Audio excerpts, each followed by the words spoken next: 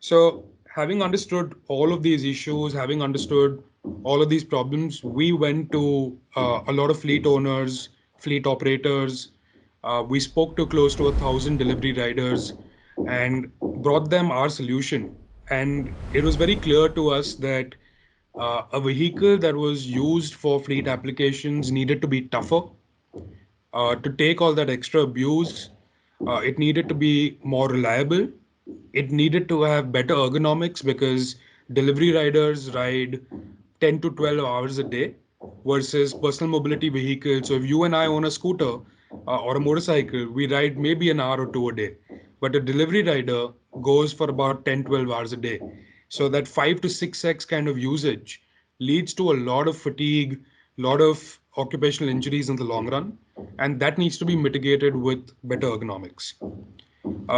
Fleet vehicles also need to be very adaptable to different use cases because there are a lot of mobility as a service companies that constantly change their business models. They have different propositions for their customers, and hence they cannot stick to one kind of vehicle. Uh, Fleet vehicles need to be better connected for shareability, for fleet management, for access management, user management, and most importantly, energy management. So take the example of a rideshare vehicle or a rideshare company. And if one of their vehicles is in the field, which is not a manned dock, it's a dockless rideshare company. Say for example, a company like Yulu or a company like Bounce or Vogo. Uh, so a consumer will see a scooter on their app and then opt for it based on the energy levels available on the scooter. And if that data is shown incorrectly to the consumer, it leads to a bad consumer experience.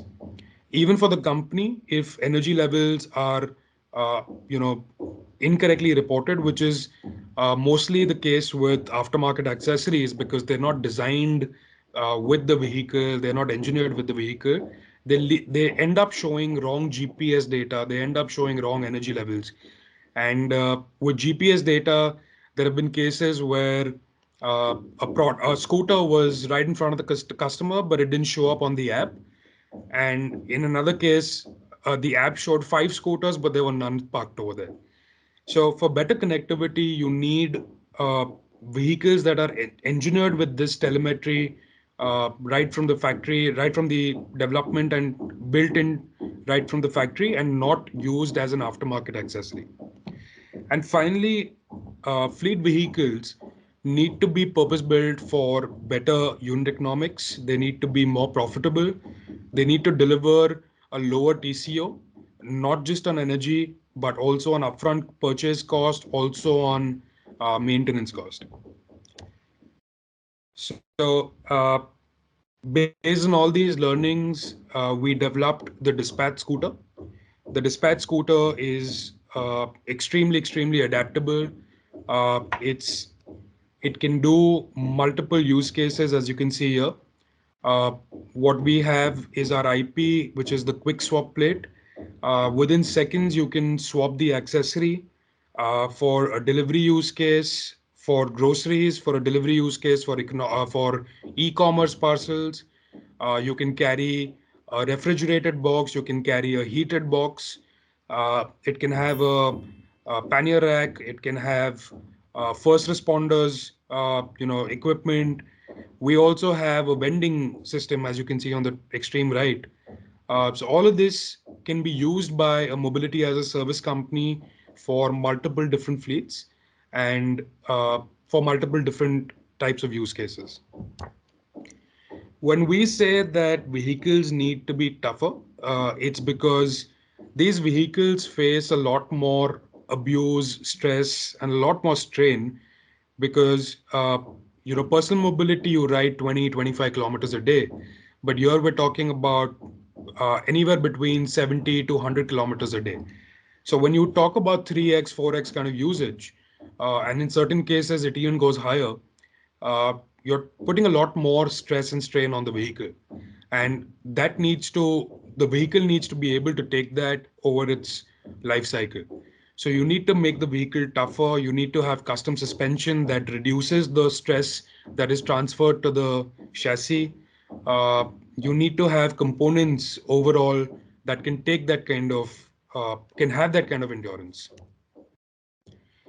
Reliability is a great factor because for a fleet, the vehicle is the main tool for earning revenue. If the vehicle goes down or the vehicle has downtime, uh, the revenue stops, and fleets can't afford that, right? So we're working on features such as where we can guarantee uptime through preventive maintenance, through keeping an eye on the vehicle at all times, putting in algorithms that constantly monitor the vehicle.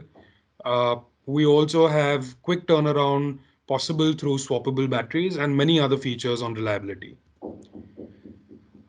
As I mentioned earlier, connectivity is a great deal. And what we've done is that we have two layers of connectivity, uh, and which is very critical because, uh, as I was explaining earlier, fleets don't only have the problem of incorrect data, they also have the problem of losing connection. So these vehicles often lose connection because of their, poor telemetry devices or the way they are parked, the areas they are parked in, etc. So we've built in two layers of connectivity, and the mobile phone dock that we provide also brings you, charging through wireless and wired means. We already spoke about ergonomics. We sort of established that riders are riding multiple hours. They're riding way more than what we ride for personal mobility, and hence fatigue mitigation is very important, especially for the lumbar area, for the shoulders, for the limbs, these under thigh areas, and that's been one of our main focus areas. When it comes to charging of the vehicle, we learned that no two fleets or no two riders are the same. They all have their own individual needs, and hence we built in maximum flexibility when it comes to these vehicles.